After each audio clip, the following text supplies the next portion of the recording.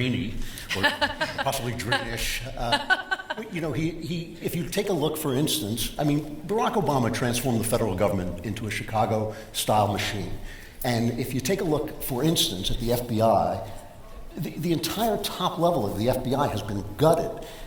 If this were a Republican administration, the New York Times would be running scandal stories about what has happened every single day. This is a silent scandal that has taken place because it's only being covered on the right. But in fact, an entire level of administration has been taken out because of their corruption. So that's pretty good. The thing about the regulations, which is great and one of the most important and dullest subjects, but it's so important. But the thing that he hasn't done yet is, and I agree with the mayor on this, he hasn't actually gotten at the system that produces those regulations. The minute he's gone, it's not going to be hard for them to start ginning them up again. And I would like to see, for instance, the EPA reduced to a pile of rubble and the earth salted around it. and certainly the Department of Education. There's so many departments that don't need to be there. Plus, I'd like to see Congress take more responsibility for the way laws are administered so these agencies have less power. Dan, speaking of swamp, what I want to hear you talk about is the deep state. I mean, you have a background in the FBI. That seems to be the seminal battle that Trump has waged, is with the swamp that is the deep state. Has he moved the needle on this, or is the deep state winning at the end of the day here? Well, first off, let's explain what the swamp is, right? Why does the swamp exist? The swamp exists because, as a once brilliant Howard County executive, God rest his soul, Chuck Ecker once said to me, there is no power in yes in the government, right? A government's bureaucrat, their power, their regulatory power is derived from telling me or Andrew or Ann or Glenn no. And then what does Andrew have to do? He has to hire a lobbyist to get me to yes, which requires a campaign donation and access. So there's no power in yes. So the government continues to grow. Second, people are policy. And the problem we've had for years is these people have been appointed by swamp rat dog Republicans who have no allegiance to our cause for a minute, these savages, and they get into office, they take our money, they run under this Tea Party banner, and what do? They go in there and they get subjected to the same lobbyist pressure and do the same bullshit they did before. So we get a bunch of people in there who are embedded like ticks, and we can't get these people out. I mean, the perfect example now, I mean, I know you asked me about this Spygate thing, but this story really pisses me off. We got this guy in there now at the National Labor Relations Board. You see, if you read the op-ed pieces on him in the Wall Street Journal, this guy's a hardcore union activist. They can't get rid of the guy. Please, someone explain to me how with a 20-plus seat majority in the House, we own the Senate, and a Republican in the White House, we can't get rid of this guy. Now, I want to say this. I do think, given all the limitations imposed upon this president, this massive spying scandal, which, listen, I love you all. I don't give a rat's ass about your politics. If you think this Spygate thing is a joke, you're the joke. You have not been, this is the biggest scandal of our lifetime. Given everything this president's been subjected to, has he drained the swamp? I agree with it, no. But I don't think it's his fault. I'm not a golden calf worshiper. You have to understand he has severe limitations here. People are policy, and these people are embedded like ticks everywhere. It is going to take 12 years of this. 2 years, two more, another Trump term, and another good, solid conservative after that to clean out that swamp. I kind of think it is his fault. And don't worry, he won't know because Fox News is not filming this, so we can all be honest here, Don. No, I really love the guy. He is the president. No. He decided to bring in, for example, his son-in-law and daughter, who are liberal Democrats from New York, and keep saying, don't build the wall, bomb Syria, back Luther Strange, fire Comey. Democrats are going to love that. Pushing global warming pedal to the metal. He didn't have to bring them in. He has a great way out right now, and I wish he were watching at this particular moment, so if you could film this and send it to the White House. Ivanka for UN ambassador. It solves a lot of problems. Is that because it gets her out of the Oval Office? That's the number one reason. Yeah, number two reason she can do no harm, and it would be great to replace Nikki Haley, whom I can't stand and I would like to humiliate. If you contest me on that, then be sure to ask a question because I'm happy to elaborate. I think it's embarrassing. Yeah, I'm just going to replace you with my daughter. So that's another win. And the third win is I've always wanted the UN building to go condo. And I mean, the one thing Jared and Ivanka know about, which obviously is not politics, is real estate. And I figure if she's going to work there every day, she'll look around and think, you know, this would make a great condo building, Dad. Win, win, win. We need to monetize this thing. Yeah, it seems like nepotism isn't a great way to drain the swamp, right? What I do want to talk about, though, is I think when we talk about draining the swamp, we talk about the deep state, we talk about the bureaucracy, but it seems like the biggest contribution that Trump has made in draining the swamp is changing our political vernacular. In exposing people, and this is a real pet peeve of mine, so feel free to rant, Ann Coulter. But you know, we all do talking head stuff on TV. We're all Republicans. We all pretty much support the president. But I think this president has exposed not just journalists, but so-called Republican strategists that are not Republicans. Yeah. And I think Trump's exposed that. Is that a fair statement? Oh, yes. Oh, yes, yes. And I'm thinking Anna Navarro is probably in the next room. Weeping? No, he is really amazing that way at separating the mice from the men. I mean, just his campaign, all these people I never knew I hated. Now I know.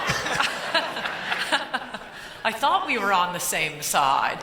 And fighting back against the media, which may be, I mean, this is why I 100% still support him, though I'm a little testy about the absence of a wall, but the way he goes after the media is so magnificent, so wonderful. His completely not caring about political correctness. I actually really love, I love his tweeting. There are only 2 tweets I didn't like, and we're not going to concentrate on the negative here today, so I won't even mention them. But I loved when he started talking about Maxine Waters and what a low IQ she has. Nobody else would have done that.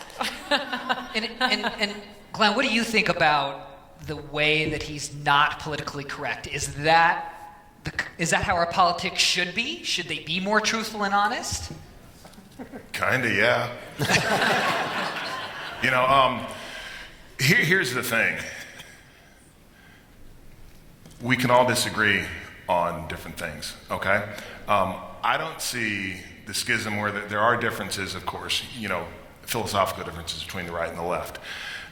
But a lot of times what I see is not the dividing line here, it's the dividing line here. Those that have political power, the political elites against everybody else. Mm-hmm.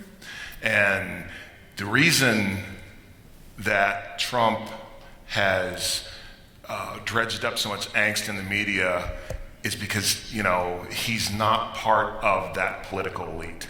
I was talking to a friend of mine earlier, you know, establishment Republicans will support a Democrat over an outsider Republican in many cases. And we see that time and time again. Why is that? Because at the end of the day, these guys are putting, they're like sort of like my business. They put on a great show in front of the camera, but when they get behind the camera, what do? They're colluding against the rest of us. And Trump has blown that completely out into the open and showed everybody at this point that there is that dividing line. And yes, it does come down to telling the truth. And often he's criticized because he does it in ways which are less than diplomatic, but it is, in many cases, raw truth and raw emotion. And I think that's a breath of fresh air. And I also think that's why so many people like him, is because he talks to them as opposed to trying to, you know, send the smoke signals to the politicos. Yeah, Andrew, you were telling me back in the green room that it might have just taken Trump to shatter our political norms. Absolutely. I mean, political correctness is a euphemism for mental tyranny, the way ethnic cleansing is a euphemism for genocide. You know? I mean, there's nothing correct about it. It is all political. The left sets the rules of what's hateful, what words are not to be used, what thoughts are not to be thought, what's not to be said, and then they only apply those rules to the right. If you cross the line on the left, it's just kind of a little mistake, an innocent mistake. Trump, you know, there are a lot of things about Trump that don't sit well with me.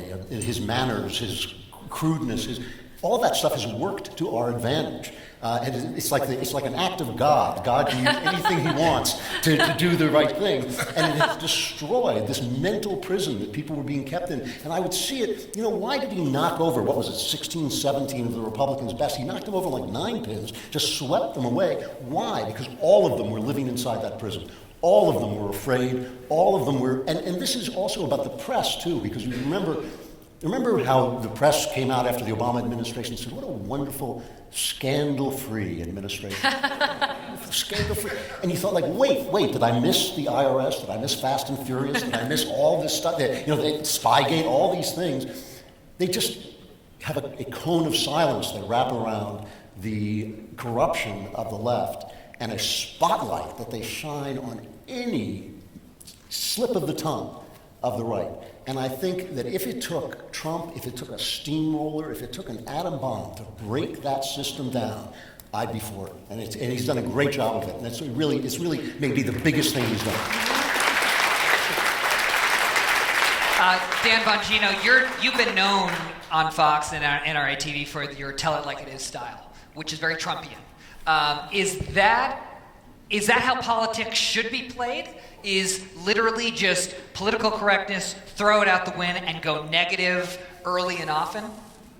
I'm going to give you a surprising answer. I think, maybe a surprising answer, but no. I mean, there are things I don't do. Like I don't know how many people listen to my podcast, but well, thank you. I appreciate it.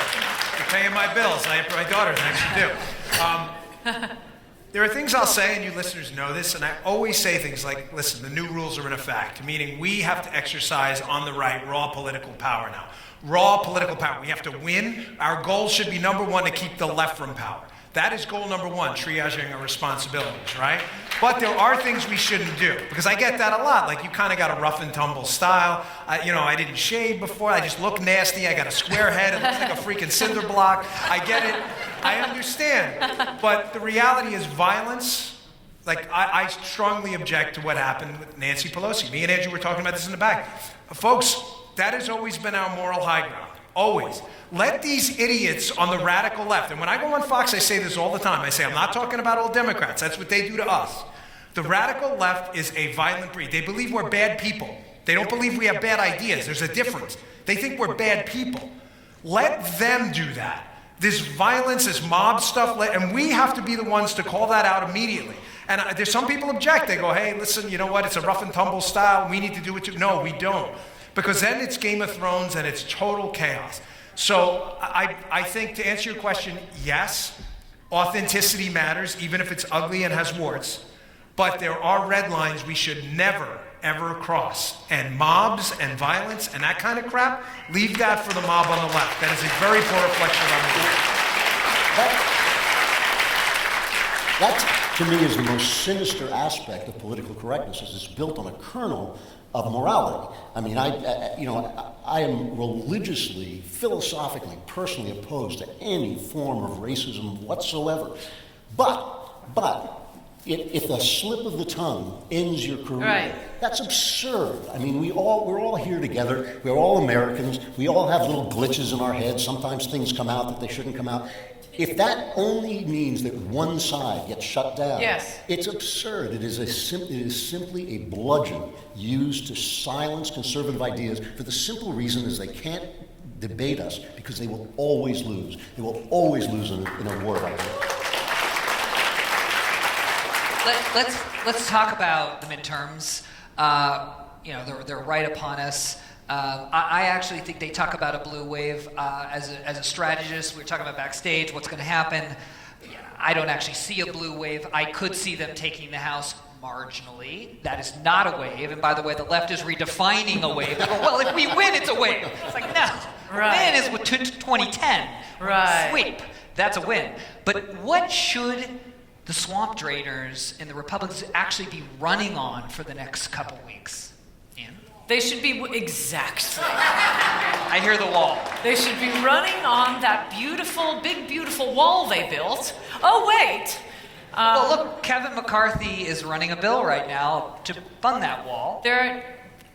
This is what drives me crazy about the Republicans. It looks like because of what the left did to Kavanaugh, that has really energized our side. You go around and accuse, a sweet dork of gang rape. People tend to get annoyed by that. But then you sit back and think, what was the Republicans' plan? How did they know Kennedy was going to resign? They're just hoping. Hope something just happens to happen that goes our way. That's our plan. I mean, the Republicans are really annoying me. No, Trump doesn't need Congress to build the wall, but Republicans and Mitch McConnell are complete morons. This is such a good issue for us, and they have control to force Democrats to vote on sanctuary cities. I mean, what is a sanctuary city? This goes beyond, I don't care how much you love illegal immigrants. These are illegal immigrants who are convicted of a felony. Are you kidding me? So why they are not forcing the Democrats who would have to vote in favor of sanctuary cities, force the Democrats to vote against the wall, that's a strategy. Hoping a Supreme Court nominee resigns and Democrats lose their mind and send out a bunch of mentally ill women to scream at him, that's not a strategy. Glenn? I got to follow that. Thanks. In Tennessee, we have the fourth lowest combined state and local tax burden in the country. We don't have any debt. We're extremely well run fiscally because we've had Republican leadership. People look at Tennessee and they think that we've always been a red state, and that isn't true. The Republicans only took power over the past decade. I was listening to a state rep who made a great point. Waves are destructive. So when we're talking about this blue wave, it's going to sweep in and destroy this great economy that we have, and the economy is doing very well. I think that for the average person, what they want is they want a good job and they want low taxes. And once you have those things, a lot of this other stuff, those are issues that are important, but it's the pocketbook that most people care about, the ability to take care of their family. That's what I would run on, is the fact that the economy is doing extremely well. We had a big tax cut. We're seeing economic growth that we have not witnessed in years and years and years. Why would you want to destroy that by putting a bunch of crazy socialists in power? Andrew, do you think that the Republican base has woken up and realized there's something at stake now? Or do you think that Kavanaugh bump is going to subside over the next few days? Well, it's almost impossible to tell because it's hard to poll for turnout. It's hard. It's easy to poll for preference, hard to poll for turnout. But yes, I think so. And I think the power of immigration. I almost sent this to you. I forgot to send it to you. The New York Times had a wonderful headline: Republicans finding immigration a surprisingly powerful issue. Did they have their TVs off on election night? They didn't see it. The thing about immigration and Kavanaugh is they're both rule of law issues. It's not about how many immigration people can come in, how many immigrants can come in. It's how they come in and who gets to say. That's right. I mean, and how can you say to people, the same people who passed the laws about immigration are saying this is terribly unfair. This is a horrible thing. So pass a different law. But right. The thing is, obey the law. And I think that's the thing about Kavanaugh. We've had this 3 times now with a Supreme Court justice. We had Bork, we've had Clarence Thomas, and we've had Kavanaugh, where they just tried to lay them waste, to destroy them. Nothing was going to be left but their shoes. When have the Republicans ever done that to a Democratic Supreme Court nominee? Never. So did they destroy him? They delayed him? They didn't attack him? They delayed Garland. They never actually torched him. Could I take Garland as the only non-practicing lawyer on the panel? It is total BS what they've been saying about Garland. Nothing was done to Garland. The Republicans, which you have forgotten apparently, had a 54-seat majority in the United States Senate. At that point, it took a supermajority to get on the Supreme Court. They didn't vote for him. To hold hearings would have humiliated him. He wasn't getting through. Democrats would have had to get 14 Republicans to flip. Okay, I'll give you John McCain and Lindsey Graham, but you're not getting 14. Not Lindsey Graham 2.0. So the sneaky trick The sneaky trick pulled by Republicans was, get this, winning a majority in the United States Senate. You want to get your nominees through, win a majority in the Senate.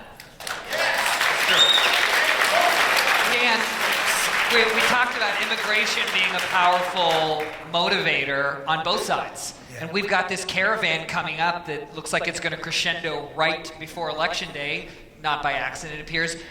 How should the Republicans play that? Well, before I get to that, listen, that Garland comment, I'm sorry, but I got to double down. It was really absurd. Merrick Garland was never called a gang train rapist, so you really need to dial that down. That's absurdity. And, this is like the Billy Madison thing. And remember, we're all dumber for having heard that. I'm sorry. That did not happen. So go take a B12 shot to recover the IQ points you lost hearing that, okay? Now, the problem we have with elections, summed up nicely by the immigration topic, is Democrats have mastered this in the past, right? Republicans have always run on these flowery ideas, liberty is great. I love this stuff. I love the Constitution. I love individual liberty. I've read Friedman. I get it. It's all terrific. The problem is there's another side of that, and it's the pernicious side of politics, but it's very real. Running on what you are is great, but creating contrasts in a binary election is important. It's binary. There are Democrats and Republicans. How did Democrats do it?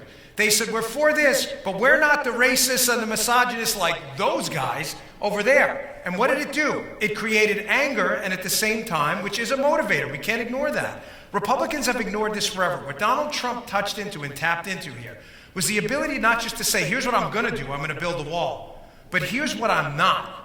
I am not for chaos, and now he picked it up again. He said, listen, I'm not kissing the guy's ass, okay? I'm against the tariffs. I've done shit. When he did the Planned Parenthood thing, I was very upset during the campaign. But what I love about the guy is he is a brilliant marketer.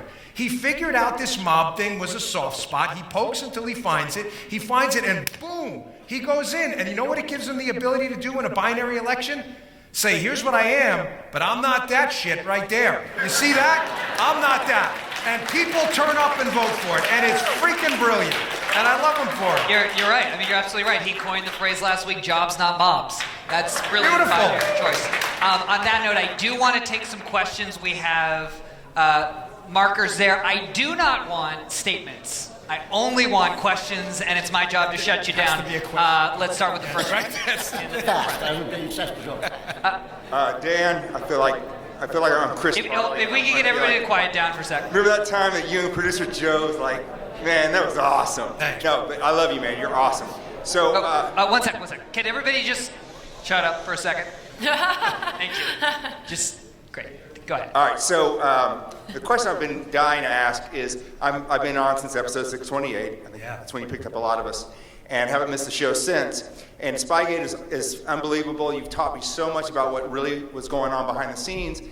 Does the legacy media, the mainstream media, did any of them ever, do you ever talk to them backstage? You see Sally Cohn here, or some of these MSNBC swamp rat types, hacks, and say, how do you guys ignore all this, just mountains and mountains of evidence, yet you hang on to the fairy tale that there was Trump-Russia collusion? Is there ever any of that? No, that's the beauty of Spygate. The beauty of Spygate is the liberals and the goons in the media thought this thing was real. So in my book, there's got to be, 30 pages of footnote? You have it right there at the end. And what we did with the footnotes is we used almost exclusively left-wing resources. CNN, the Washington Post. Here's what happened in a nutshell, right? They got sold this bag of BS that this collusion thing was real, and they bought into it because they just hated Donald Trump based on the loosest of evidence. So what did they do? They reported on it. Matter of fact, I keep up on my phone, if you pull up the Safari tab, the article by CNN from April 17th of 2016 by Pam Wood that says British intelligence exchanged information on the Trump team with U.S. intel, which is odd. Because just months later, all the left-wing media was saying, no, there was no conspiracy to exchange information. You guys wrote the damn story. They bought it. And the beauty of the Spygate story is that they bought it, they reported on it, and they've yet to retract any of this stuff. Just go read The Guardian. Put in the name Bob Hannigan. Robert Hannigan, GCHQ in The Guardian. Read the stories about what the UK did with the United States to take down the Trump team. Those articles are still there. This crap was real, man. And we footnoted that book to death. A quarter of the damn book is footnoted. Just using the Washington Post, New York Times, and CNN. So I absolutely believe that they thought this was real, or they never, for as bad as the media is, they hate to be embarrassed. And this is going to be the most humiliating, egg-on-the-face scandal for the media in modern American history, I have no doubt. Does the panel agree with that the Mueller report, there was no collusion? Is that, what's your thought on that? I think any sane person. I mean, it would be crazy enough to talk about the Marco Rubio campaign colluding with a foreign power. But Marco Rubio, Ted Cruz, the other candidates, they had what could be called a campaign. They had consultants, they had pollsters, they had, advance men, speechwriters. Trump had himself, Hope Hicks, and Corey Lewandowski. His idea for winning the White House is, I'll fly around the country for 18 months and give speeches to 30,000 person stadiums and win the election, which is why they keep coming forward. I mean, who did they collude with? They keep coming forward with all these non-entities. And then a week later, I'm sorry, I'm sure they're lovely people, but whether it's that guy Gates or Papadopoulos, and then a week later the media has to come back and say, oh yeah, maybe he wasn't the head of the Russian conspiracy. It turns out he never met with Trump. Glenn? Well, there was proven collusion between Hillary Clinton's campaign and the DNC. Yes. Right. Thank you. I don't know why no one talks about that, but in any case. Andrew? I think the story is utterly absurd told from that point of view. The word collusion, it isn't even against the law. There's no law against collusion. The idea that Donald Trump was on the phone to Vladimir Putin saying, help me out here, or that Vladimir Putin had any real effect on the election. It's all a fairy tale. It is all a fairy tale. What's not a fairy tale is what Dan is talking about, is Obama, in the same way he corrupted the IRS, in the same way he corrupted the State Department, corrupted the Department of Justice, and spied on our opponent's campaign. Yes. And that, I think, it will come out. I think you're right. I think it has come out, basically. It's already there. Yeah. And it's just a question, like I said, it's a silent scandal because nobody's paying attention. Let's get to our next question. Go ahead, sir. This is for any of you guys to share your thoughts on. James Comey, Robert Mueller, Christopher Wray, and Rod Rosenstein have all been registered Republicans, and yet they all have behaved in a way at the FBI that was either anti-Trump or in protection of Hillary or liberal deep staters who perpetuated the phony Russia dossier. Do you believe that these people are actually undercover liberal ideologues using the false pretenses of a political affiliation they don't actually belong to shield themselves from scrutiny when they behave with an obvious left-wing political bias in what is supposed to be an apolitical department of government, or are they just Republican never-Trumpers? Who wants to take that one? Well, I don't, first of all, I do not think that I do not think that the Republican Party was in favor of Trump until Trump made himself the Republican Party. So that you have a lot of people who didn't like him, you have a lot of people who just wanted to preserve the status quo. I also don't believe that not necessarily every single person in the FBI or even at the top levels of the FBI, like Mueller, is corrupt. I think that Obama set up a culture of machine politics that a lot of these guys just fell into and now didn't expect to get caught because they didn't expect Trump to get elected. But, I'm not so sure that Mueller is out there looking, he's doing what every prosecutor I've ever met or seen does. He's got the job, now he wants to score, I don't know what he's going to say in the end, but so far nothing he's done has been beyond the pale. It's just that the people who are with him, it's very suspicious that they are all on one side. Go ahead. I have two questions that are so unrelated to each other, and I feel like I'm in a rock concert here with you guys up there. One of them is, I've seen, and you go on every station because everybody wants to take you down, but I've never seen Dan Bongino on any other station. I wanted to know, how hard is it for you guys to be interviewed on the other side where you can actually come up and say what you want to say? And the second thing is, when it comes to illegal immigration, why is it that every time you get asked the question about, well, what do you think about these people? I know Ann says it as it is, but I'm from Colombia. I came here legally. I know why they come here. They come to get a job and send the money back home. Fine, whatever. But that's the reality of it. If you really needed asylum, it, you get it like this. You don't need to run. You don't need to sneak in. How come every time you get interviewed, they say, well, some of our nice people are probably coming from really hard times. Hard times is not a reason to come here. Why don't you guys say no, yes, I believe that all those people are just coming here to try and get a job, because that's what they're doing. Yeah, I can tell you haven't seen any of my appearances. I probably said that. My wife's Colombian too. She's sitting right over there. First, I don't do CNN anymore because I only do news stations. So I'm serious. I don't. I really don't.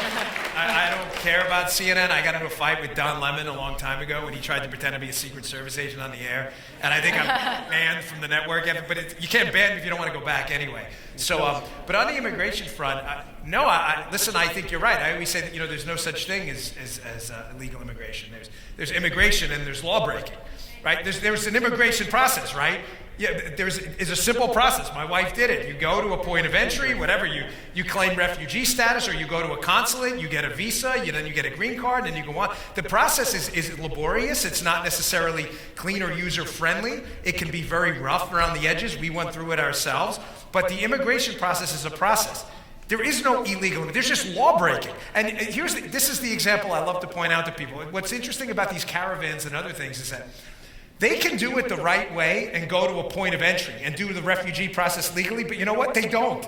Here are the 2 points of entry, right? And they go here. And why? Because they know they can evade the system. And by the way, how do you think that feels to people like my wife and my mother-in-law, cleaning planes in LaGuardia Airport, eating the freaking airplane peanuts at night and feeding them to my daughter while they slept heads, tails on a freaking mattress because she made $140 a week, never took a dime of government benefits, waited in the damn line, and you just walk in and go, hey, I'm here, where's my shit? You know what? There's a line. And I'm not telling you the process is great. The process sucks. I went through it.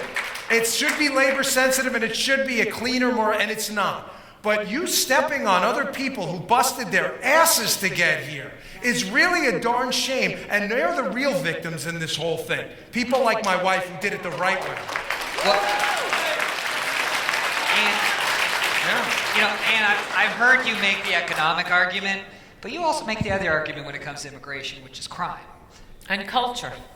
You want to talk a little bit about that? Yeah, absolutely. What was the...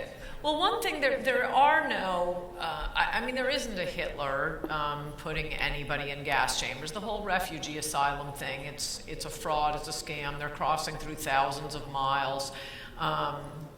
And passing lots of other countries. If you're just getting away from this one country, I can't take it, I'm going to be killed. Whew, I'm in Mexico. Made it. No. They got to get to the U.S., the biggest welfare state in the world, because, wait, that doesn't make any sense. They're lying to us all the time, the state of journalism. One of the things I wanted to mention about the last question. No, I don't appear on other media anymore. It was bad before with the Trump era. It is over. We're seeing it actually a lot at this Politcon. You have liberals in one room, you have conservatives in another room. They don't want to debate anymore. And I love going on liberal networks. I love having a real debate. They aren't doing it that much anymore. So they can lie more easily. And just a couple nights ago, I saw Don Lemon talking to somebody about, I'm sorry, it was Chris Cuomo. I think it was that Congressman Castro, and both of them agreeing that no, immigrants commit far less crime than Americans. No, they don't. Point one, the government, this is what inspired me to write Adios America in the first place. The government hides that information. They will not tell us. The simplest thing in the world. These are people who have been through the process. Just tell us how many immigrants, where they're from, legal, illegal, either one, I don't care. How many are in prison? How many have been arrested? They will not tell us that. They'll tell us how many Samoans have battery-powered radios. This is the sort of question our census asks. We get down to just microscopic detail on the sorts of things the census can tell us, but something really kind of important about a major government policy that determines what kind of country we're living in, they will not tell us. And I notice that only my side is saying, could you please count? You don't have the ACLU going out and saying, boy, that would be great. Hey, government, could you count for us? Oh, no. Let's estimate. Let's just do this study. And so they have a bunch of BS studies and they lie about it. But all the evidence that exists, including their own refusal to ask for the actual numbers, certainly strongly suggest that it is astronomical. Okay, let's go to our next question. So Mayor Jacobs, really big fan. When I was a kid, me and my cousins would do a lot of backyard wrestling, and I'd always beat you. So Don't do that, you'll get hurt. Thanks, though. I do that with 12-year-olds now. I perfected the choke slam. Well, cool. Thank you. So what made you decide to get into wrestling after college, and who were some of your favorite wrestlers over the years? Awesome question. It is. Thanks for lighting it up. Get back to the real world for a second. Actually, I'd always been a bit of a fan. I hurt my knee pretty badly playing college football, and it was an option. I thought it was an economic decision for me. Really, I thought I had a competitive advantage. So I thought it'd be something I'd be good at. You know, man, Hulk Hogan and Ric Flair and all the people you'd think of were my heroes when I was a kid. Great question. Yes, thanks. Who were some of your favorite wrestlers, too, by the way? What's that? Some of your favorite wrestlers to wrestle with over the years, by the way? Oh, I mean, Undertaker, Shawn Michaels, Triple H, Stone Cold Steve Austin, Dwayne Johnson, you know, everybody. Name dropping. Yeah.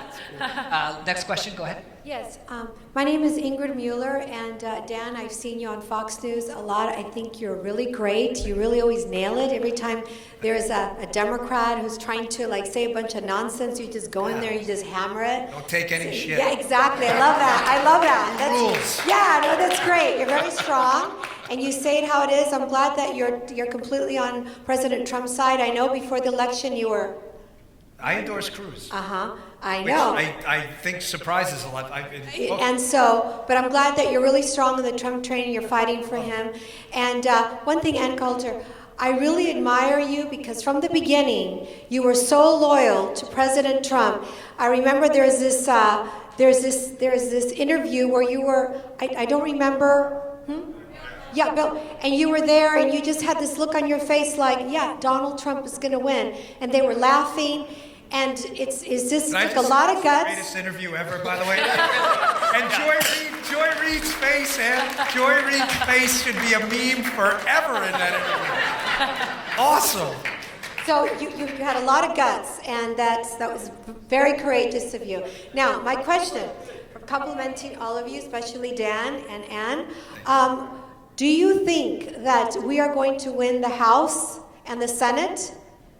Us, Republicans, what do you think? I think we hold the Senate. House, who knows, 50-50. I don't think anybody knows who claims to know. And just keep in mind that by all rights, it should be a blue wave. I hope they don't take the House, but the odds are the Democrats will take the House. And you, Dan, what do you think? I think we hold the House by 3 to 4 seats, and I'll tell you why. When you do an analysis of what's going on, where we're having real trouble, are shockingly not the districts we've been told. When you look at Will Hurd's race in Texas 23 along the border, Hurd's up by, in some polls, double digits in a race he should be getting annihilated in, giving what we've been told that by the left, of course, not by us, that Hispanic voters vote like automatons. Of course, me being married to a Hispanic woman, I know that's complete bullshit. But those are races we're actually doing quite well in. Where we're having problems are the suburbs. Barbara Comstock's race. Listen, you know, these are not going to be the most loyal Tea Party activists in those races, but at least we'll hold chairmanships if we can hold the House. I think we hold the House. I think we actually pick up a minimum of 2 seats in the Senate. I think the Heidkamp race is lost. I think Bredesen's I think he's done. I think the act is over in Glenn State out there. I think there are a lot of people. I think there could be even a surprise in Manchin's race, but I think we definitely hold the Senate, pick up 2 to 3, and I think we, by a slim margin, keep the House 3 to 4. Yeah, okay, well, I hope so. Thank you very much. You're welcome. Thanks for the comment. Next question, go ahead. And you have courageously spoke about women voting as a rash experiment that we should consider. My question is, are there any steps, what can we do, Anne, to take steps towards repealing the 19th, that is, taking the right to vote away from women? Well, we're seeing how right I am in this election. There was just an article in the New York Times by Thomas Edsall. You won't hear me say that very often, interesting article, but evaluating a lot of the polls about how the Democratic Party and the Republican Party have changed. And really, The Democratic Party has moved far, far to the left, not on economic issues. They used to pretend to care about blue-collar workers. They used to care about manufacturing and fly over people. They're not even pretending anymore. Now it's all identity politics and racism and transgenderism. And who is the moving force in the Democratic Party behind the craziest aspects of the left? It is white suburban women. So yes, it was a totally rash experiment. Probably the best thing that could be done would be to have responsible and conservative men marry them off. Is there anything we can do to get the ball rolling? I think that's where you come in. Yes, sir, go ahead. How you doing? My name is Benito Benny Bernal. This is going to shock you all. I'm a candidate for Congress in the 29th Congressional District. Good for you. Now, what you need to know is I used to be a strategist for the Democratic Party 20 years ago. I helped form the Latino political machine.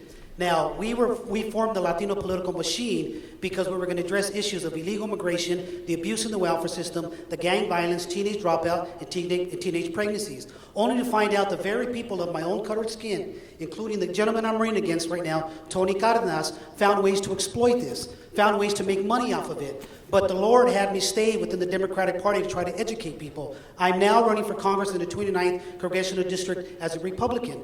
But here's my question to you. We can win this seat. Reason being is no one is talking about Tony Cardenas, the sexual allegations that have been filed against him of a minor that he drugged. And yet, I've reached out to many leaders in the Republican It sounds like Party. you are, so there you go.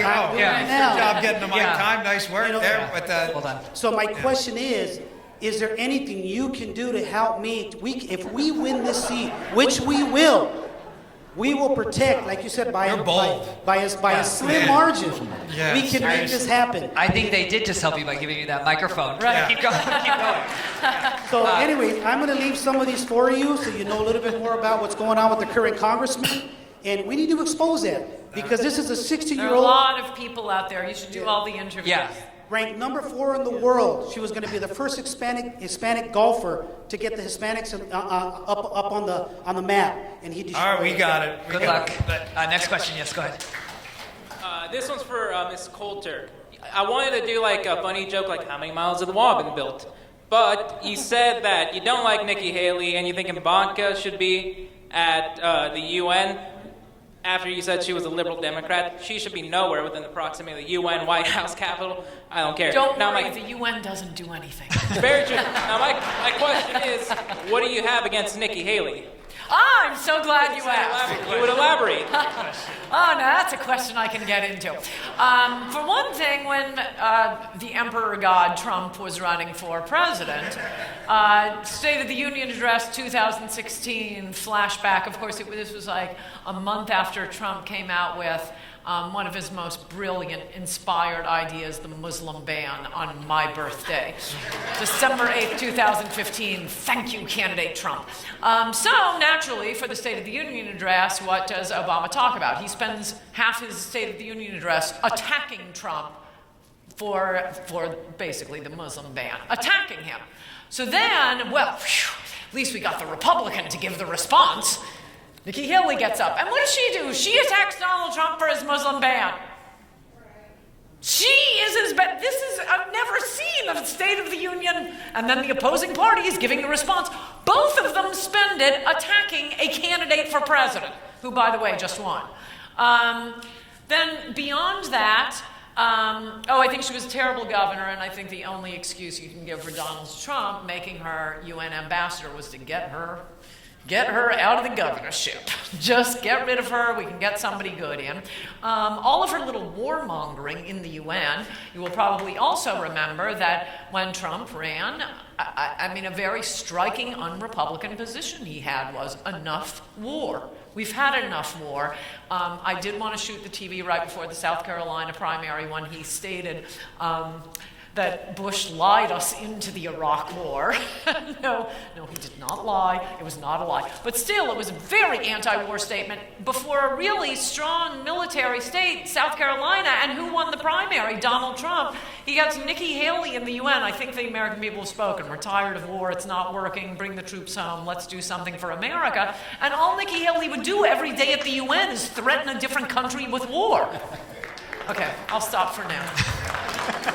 I think she was just saying that America was tired of being pushed around by the UN. She showed more balls in one statement than the entire Obama administration did in 8 years. When she said, America will remember when we were condemned for moving our embassy because America does whatever the fuck we want.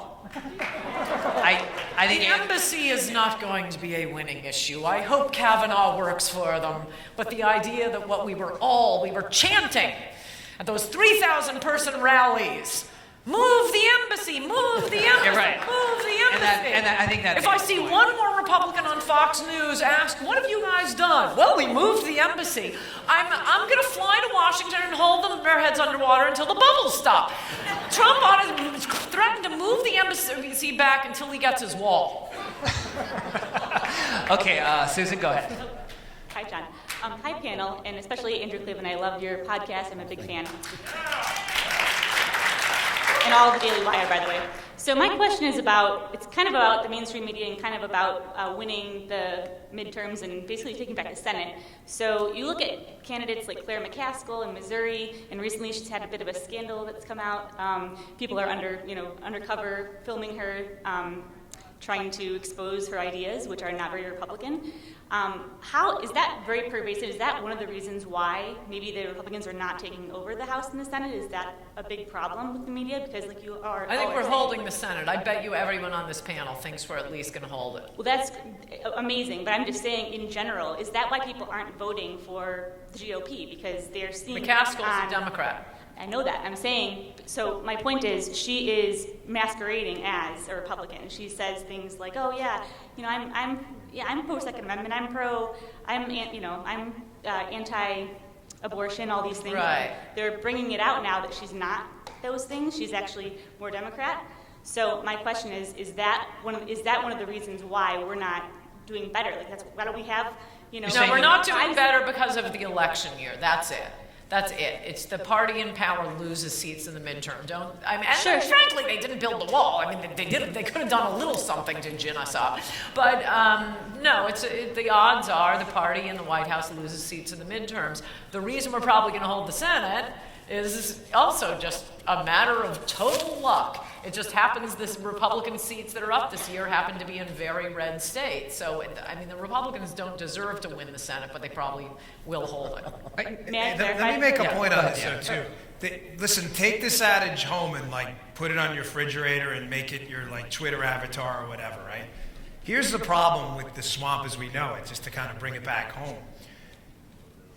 A lot of Republicans, right, are really Democrats. But no Democrats are really Republicans.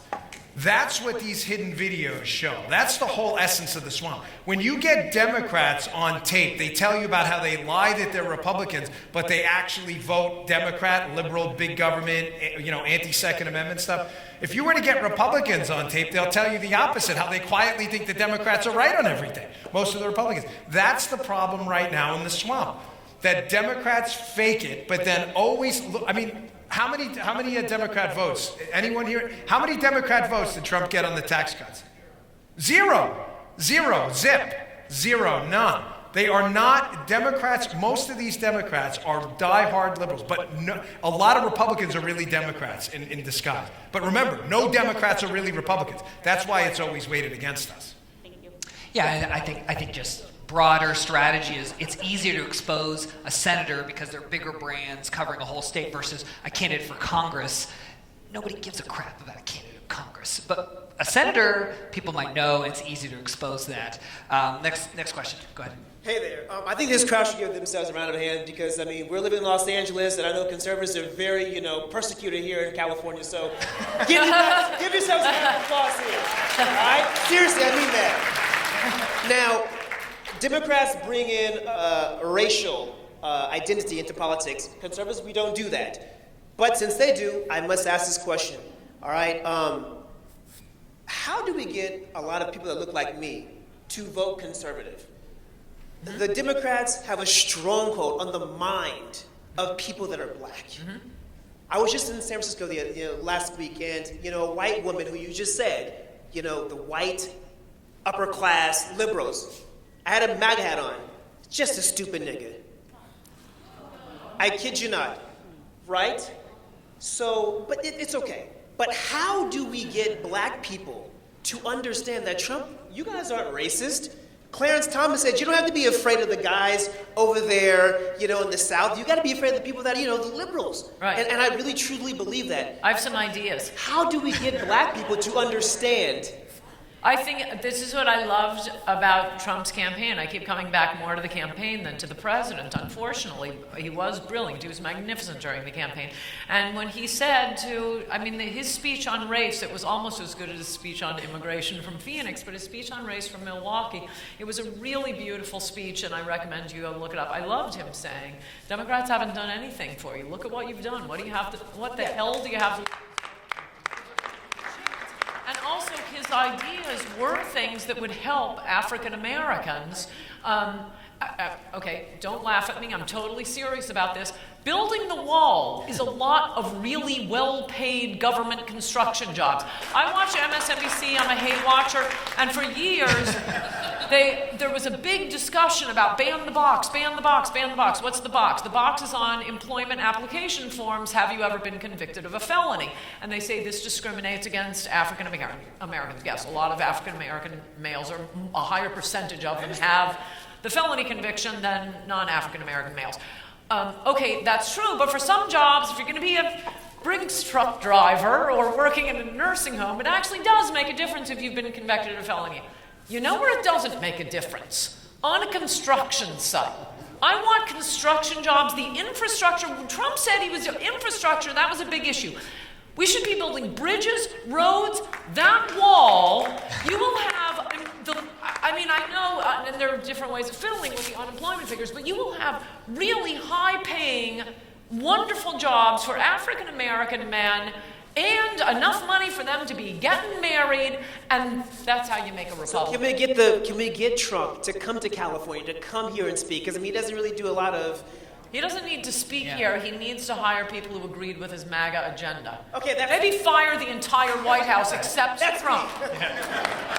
Okay, we're running out of time. Since I'm the moderator, I get the last question. Let's do this a lightning round. We're coming into 2020. Obviously, John. the day that. Sorry, we're out of time. I'm sorry. We're the day after the midterms. We're all 2020 all the time. Who do you guys? Which Democrat, if you could rig the election, would you have Trump run against in 2020? Well, I just think she is owed it because she did win the popular vote.